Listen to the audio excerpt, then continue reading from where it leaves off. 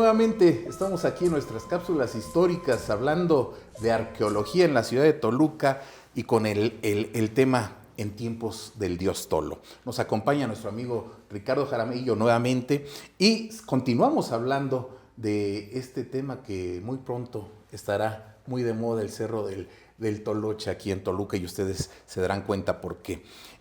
¿Cuál es la antigüedad, Ricardo? La antigüedad del Cerro del Toloche e implícita a esta pregunta, ¿quiénes fueron las personas que habitaron ese lugar? Muy bien. Bueno, la antigüedad del sitio, de acuerdo a las exploraciones que hemos realizado y también de otros hallazgos anteriores a nuestra exploración, tenemos materiales desde época preclásica, queremos decir desde principios de nuestra era, ¿no? De acuerdo. Más o menos hace 2000 años. Hay materiales del preclásico, escasos, pero existen. Y también hubo en la parte baja exploraciones en Santa Cruz Azcapotzaltongo, con un sitio del clásico, teotihuacano, o sea, del 600 después de Cristo, más o menos. Pero en particular el Cerro Toloche, el sitio del Cerro Toloche es un sitio del posclásico. Posclásico tardío en particular, o sea, de 1300, 1520 después de Cristo.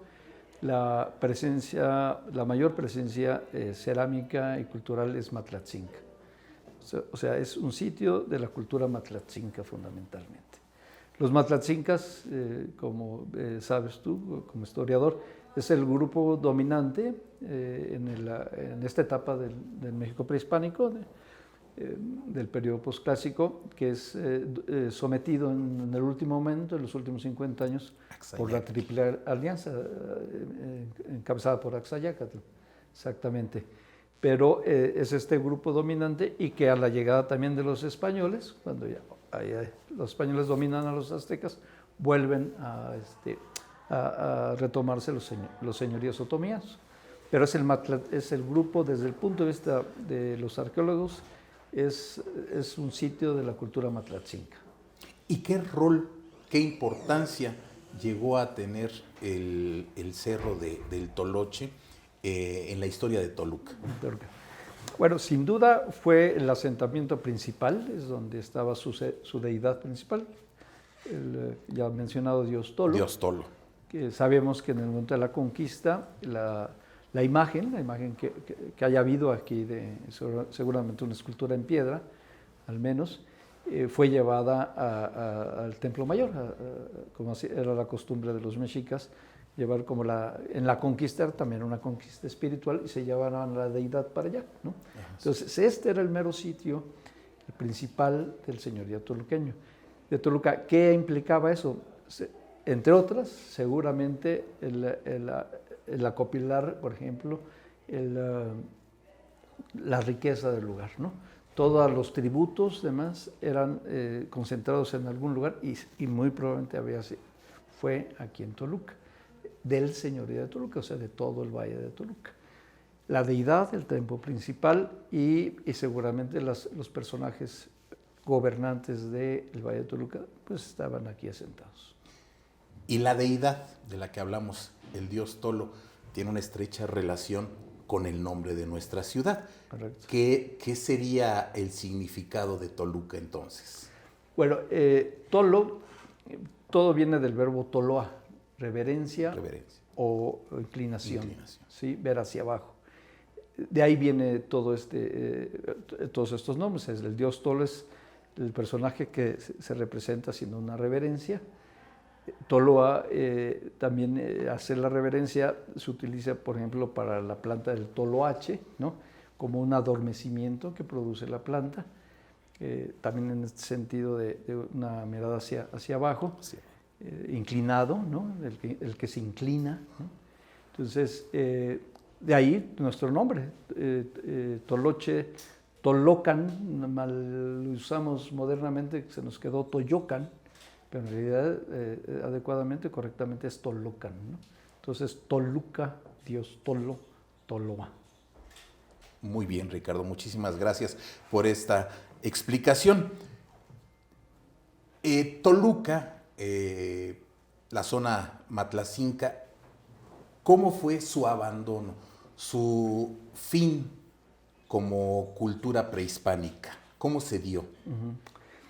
En realidad no hay ningún fin, así que desaparecen los antiguos, como existen estos mitos. No, en realidad lo que pasa es que hay un conflicto clarísimo entre los mexicas y los purépechas, o sea, en la zona michoacana. Había una tradición antigua también de apoyo de los grupos matlatzincas a los grupos de Michoacán en sus conflictos con los del Valle de México. Entonces, cuando entra lo que se mencionaba en la conquista mexica, entran por un lado para detener a los tarascos o purépechas y por otro lado por la riqueza del Valle de Toluca. Siempre, y así fue conocidos los matlatzincas como los señores del Valle del Maíz. Así es. Nosotros todos conocemos, hemos visto, hemos comido nuestras buenas tortillas toluqueñas, es un granero. Bueno, pues eso viene desde la época prehispánica. Entonces, lo que hay es una conquista primero de los mexicas.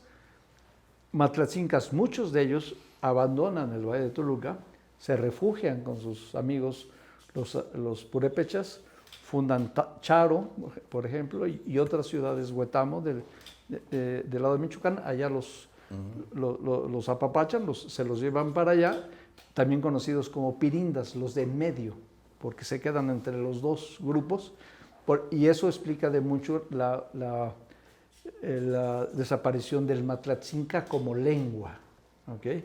Por eso se habla poco matlatzinca hoy día ya. Pero quedaron entreverados los nahuas que introdujeron las gentes del Valle de Toluca, trajeron grandes poblaciones nahuas. Por eso todos nuestros nombres o los nombres de nuestros pueblos son en náhuatl, ¿no? Teotenango, todos son en náhuatl. Prácticamente se perdieron los nombres matlatzincas, pero entreverados quedaron viviendo con los otomís y mazahuas, que son los grupos hoy día que más conocemos como grupos originarios. Tendríamos nahua, otomí, mazahua y pocos matlatzincas.